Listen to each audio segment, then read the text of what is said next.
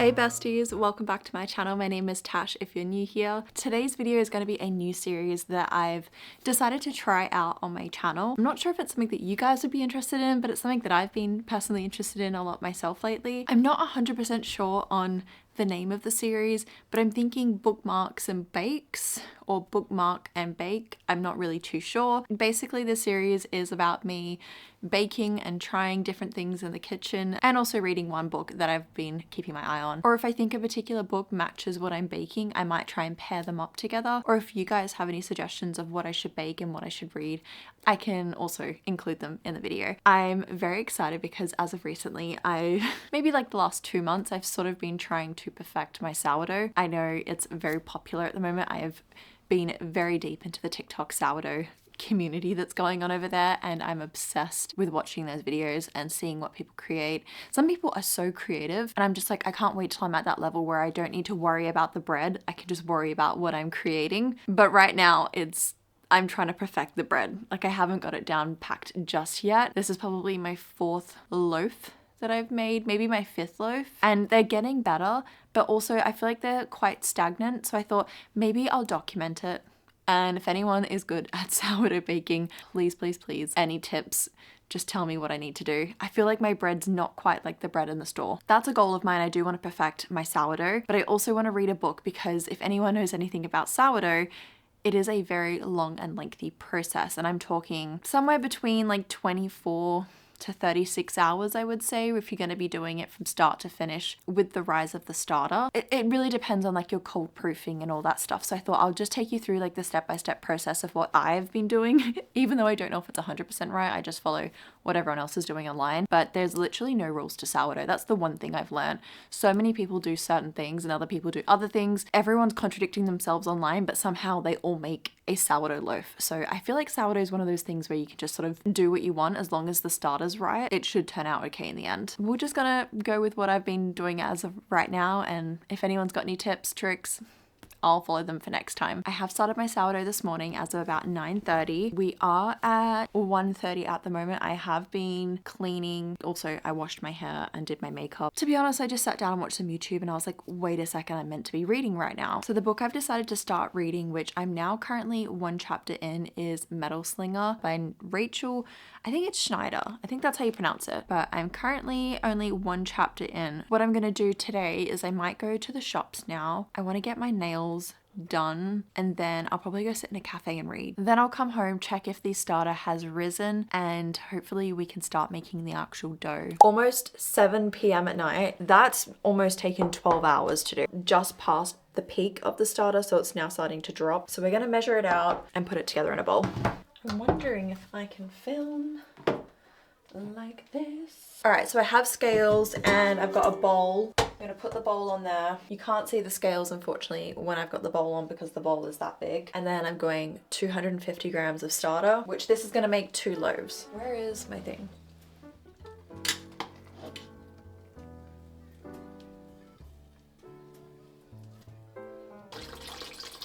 I usually add 700 grams of filtered water, but I've only got like just under 400, so I'm gonna add in some tap water and hope for the best. This is not what you're meant to do. Then I take it off the scale so I don't mess up the scales, and I mix in.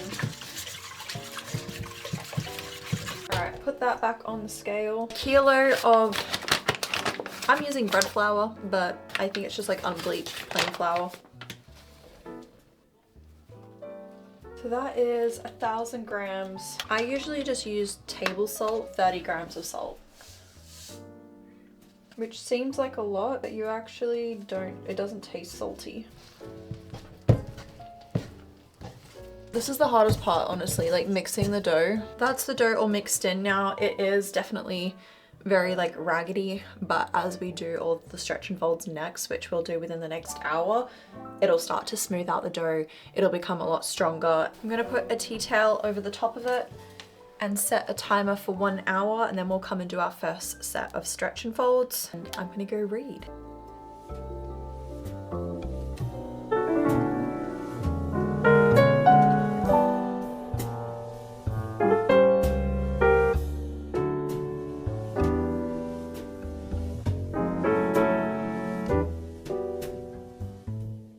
I don't know what it is about Kai, but I do not trust him for some reason. He's coming on too strong and I'm only just getting into the book. There's always one character in a book, like within the first like 3 chapters, where they're always interested in the female main character, especially in a fantasy book. And every single time that they're interested in her, but she's hesitant about them, there's something off about them at the end of the book. And there will most likely be some form of a betrayal. And I'm like, Kai, you are giving me that. What happened to hello? It's been an hour. We're gonna do the stretch and folds. 4 lots of stretch and folds. We get to then leave it for the final bulk fermentation. This will be the first set. I usually try to do between like 5 to 8. I apologize for the angle as well. This is the best way I could sort of film it, I feel. This is what the dough is looking like. I usually wet my hands first and then I go in so that the dough doesn't stick. And then I lift up one side, flip the bowl around, lift up the other side, and try and like fold it in on itself. I usually really struggle with getting the actual dough out of the bowl. But then once it's able to fold over itself, I sort of pick it up, make a C shape, spin the bowl like this. The dough is pretty good for this one, so I think I might just do one more and then we will leave it, because it's pretty good. Now what the dough is looking like, it is definitely getting a lot smoother on the surface. So that's sort of what we're trying to go for now. We're trying to smooth it out. So we're going to do that 3 more times. Be back in half an hour.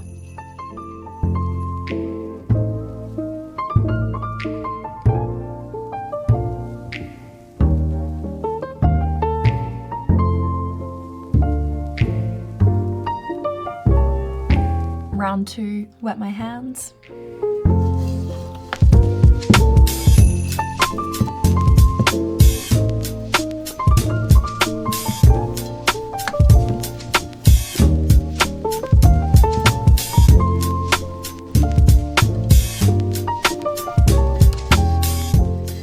Round 3, coil folds again because I've messed up the order.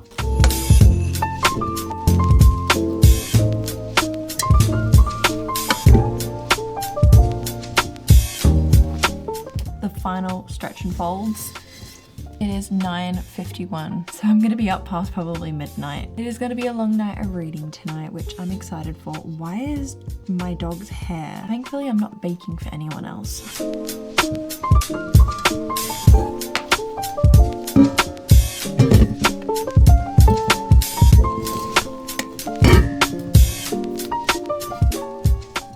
The dough to a glass bowl only because it's easier to see when it's ready in a few hours time, because there will be lots of bubbles throughout the dough, and obviously seeing through the glass is a lot easier than using this.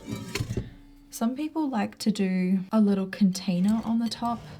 I unfortunately don't own a container like that. So there is our dough currently. It is looking so good, but I need to leave it for maybe the next 2 hours roughly, and then I'll check in 2 hours and see if it's ready. I don't have a temperature gauge. I don't have any of that. So what I'm going to do is I'm going to leave it near my radiator and hope that the spot is warm enough to help it rise quicker, because today was just way too long sitting it on my bench as normal. I would put it in my oven with the light on, but I don't have a light in my oven because it's an old oven and I don't know how to replace the light. So I'm just going to leave it slightly near the radiator, but not next to it. I've just had a shower, I've taken off my makeup, and I'm ready to relax, wait out this next couple of hours. I've got some theories happening in my head right now, but I thought what I would do is maybe give you guys a bit of an update on what this book is about, because I don't think I've properly introduced it. So as you know, it is Metal Slinger. From what I've gathered, 60 pages in, we have Bryn. Bryn is currently living on this ship-like city, I would say it is. I'm not 100% sure on everything and how it all works yet. I'm too early in, but it's basically a city in the middle of the ocean. Bryn has decided to go and be part of the guard, and the guard is on these sailing ships, and usually they go back and forth between the land, the mainland should I say, and their floating city. They have quite a strict hierarchy of how their system works, and again also same with the mainland. The very first chapter we are with them on a voyage going to the mainland, where they go see the Kendra, and the Kendra are the land people. Honestly, it's 10:30 and my brain's not fully working, so I'm explaining this as best as I can fully remember at the moment. When they arrive to the mainland, they meet the Kendra. The Kendra are like these very beautiful, elegant, I think they're more wealthy than obviously their city if they're in the middle of the ocean. They've got a lot more resources on the land. They were just described as like these really beautiful and like elegant like humans. I don't really know if they're humans, but I'm assuming they're humans. They usually get a day pass or something to go onto the mainland because of this treaty that they have, and they get to go around the markets and gather things that they need to get and, you know, just get resources, etc. So yeah, we meet them when they're at the market. This is a couple of people's first time even going on land. Usually it's not very common for people to go on land, so it's like very specific people who do this job. The rest of the people sometimes don't even ever get to go to land because of this treaty that they have. When they get there, one of the guards ends up confronting Bryn for something, and it sort of causes a big commotion. And when the commotion takes place, they try to, well, sorry, not they, her people try to come and get her to take her back to the ship so that they can obviously keep the treaty all happy and safe. But something happens and they have to retreat and go back to their city. So at this stage right now, we are in a bit of a negotiation stage between both the people because of this thing that happened, and now we're just dealing with the repercussions of what had happened to Bryn. And we do get to follow along with 3 sort of mainish characters. There is a 4th character that's pretty predominant, but we have Kai, who is one of her best friends, and then we've also got, oh, what's his name? I've had a full mental blank. Messer, I think that's how you pronounce it. Messer, and he's also one of her best friends. And then we've also got Aurora, who's another character, but she's not in their little trio, but she's brought up quite a bit since I've been reading. Then obviously we've got all of the people who are related to them, especially Kai, because Kai is the son of commander of the ocean people. So there is a bit of hierarchy between their little trio as well, so they can sort of get away with a lot of things. But yeah, they're like very young in like school to be these trained commanders and like the guards of their little community. Well, I don't know if it's a little community, I think it's a big community, but they're training to be guards. I don't really know exactly where the story is going to go. I remember reading the blurb, but honestly, that was like a couple weeks ago and I don't really remember too much. All I remember was that there was an enemies to lovers plotline and I can already tell which one it is. But I do have some theories, so I'm gonna put a little snippet in at the end of the vlog for my theories, which I'm only 60 pages in and I'm just gonna probably keep blurting out all my theories as I go,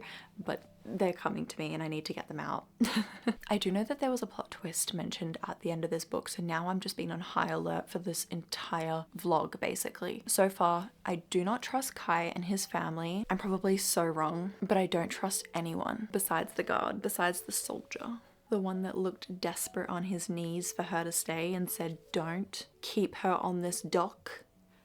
I would have been like, yes. I literally would have folded right there and then. If he was on his knees looking up at me desperate, like, what the fuck have you just done? And he looked like he was about to go feral. He was concerned. He was in awe of her. I would have folded there and then. It wouldn't take much for me. I think it's ready. I'm not 100% sure. The bulk fermentation is something that I'm still working on, but it is pulling away from the sides and the whole top isn't sticky anymore. I'm gonna give it a go. Put some flour into here. I'm also going to flour the bench the tiniest bit. Not a lot, but now this should come straight out of the bowl. Not the cleanest. It's so dark right now because it is literally maybe 1:15 right now in the morning.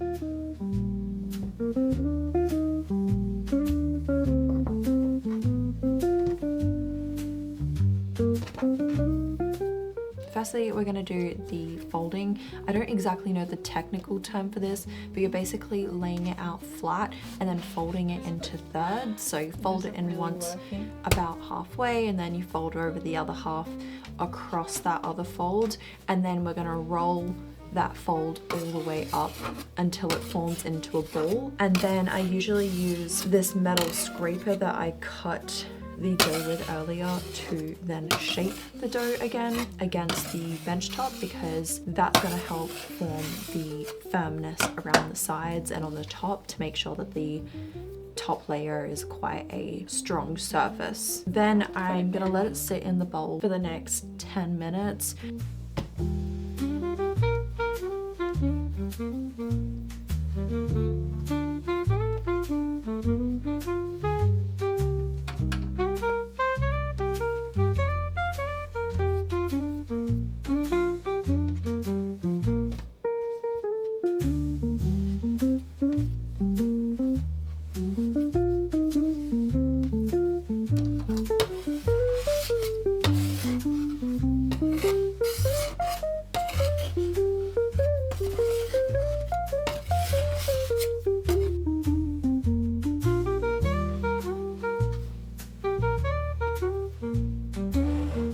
Then once you've done the stitching, that'll close off the bottom, make the top part again tighter because you are going to be pulling from the sides inwards, which will make that more of a seamless finish. And then that will be the bottom part. Now that I've completed the stitches, I'm going to pop this into the fridge and this will go in there for the next 8 hours or so. Basically when I wake up, and then I'm going to turn the oven on and cook it. It's officially 1:47. I'm gonna go lay in bed and read this book. It's been a long day. I'm also 150 pages in at chapter 17. I'm really enjoying it. I'm 31% in and it's actually been a lot of fun. Things that I was already guessing as like the plot twists have already happened. So I'm like, where is this story going? I thought I was gonna know it all.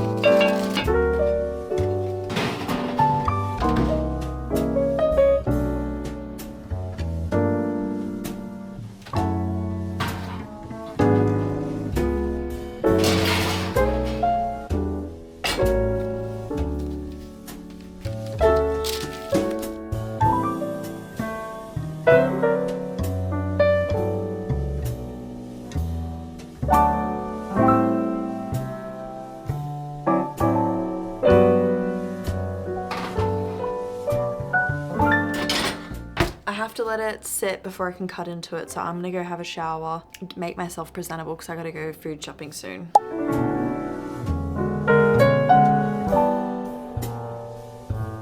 I've got 35 minutes left of this book and the plot twist has been dropped, I think. Now that I think about it, I'm like, yeah, that was kind of sus that that person was brought up so much, you know?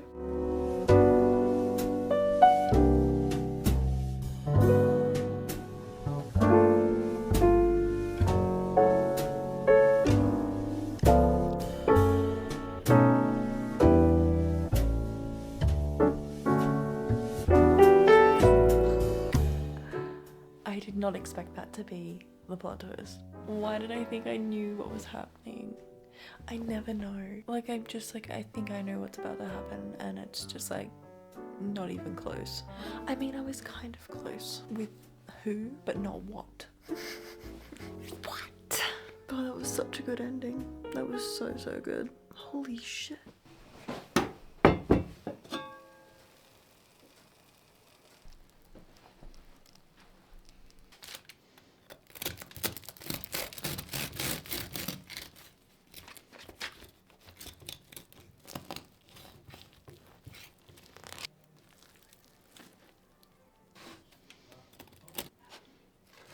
I'm sure you would have seen by now that I did my first ever inclusion loaf. I was doing it as a secondary just to like practice before I did a film with you guys, just to make sure that I could do it. But it turned out so well that I'm now including the final product of what happened because I'm in shock that I've actually done an inclusion loaf so well. It's about 50 grams of cacao that I mixed in and also some choc chips. There's no sugar or anything like that. So next time I might try something different, but I'm gonna see how it tastes now because I've got my 2 loaves here to try and see if I've improved with number 1, my sourdough, And number 2, have I been able to pull off an inclusion loaf? I've put on some butter, as you can see. They actually look really good. Yeah, I think I'm gonna start with the generic one, see if I've gotten better.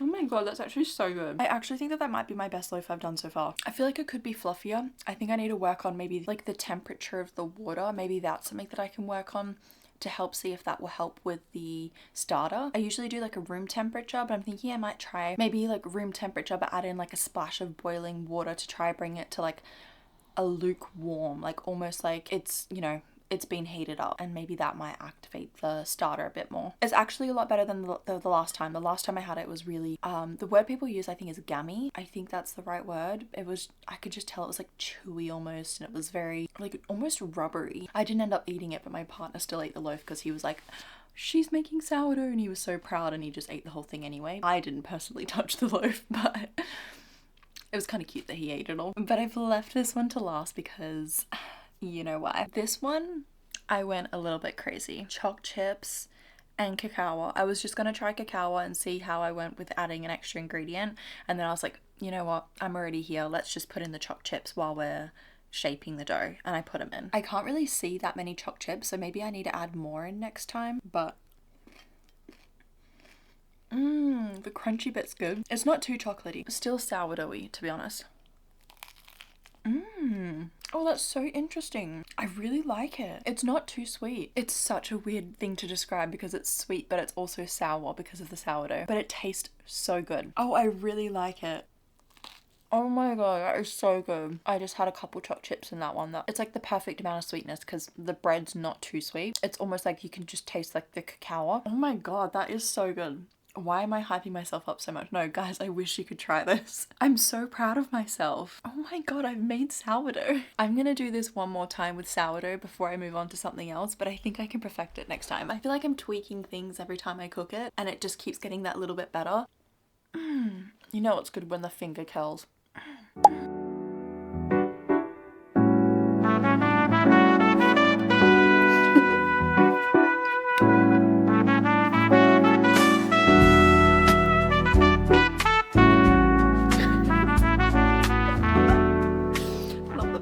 It is the final check-in for the video. We've finished my 4 loaves of bread. I'm so happy with how they turned out. I think I just need to give you guys my final check-in for the book. So I've sat on it and I think I'm gonna give this book a 4-star rating. The end of the book, I didn't end up giving you guys much of a check-in because I was so caught up in trying to keep awake and then also cooking the bread that I forgot to give check-ins as I went. As of recently, I have been struggling to get myself into a book. Like normally the first 100 pages, I'm very like hit and miss, but this actually was okay for me. I went straight in. I was really captured by the story. I loved the premise of the book. I don't think I've ever read a book where there is people who live on the ocean and people who live in the land and there's sort of like a treaty between them. I mean, I'm not one to like read large amounts of fantasy, but I've read quite a bit of fantasy, so this was fun and like a fresh new idea for me. So I really enjoyed that concept and just the world building itself. I think the characters were enjoyable.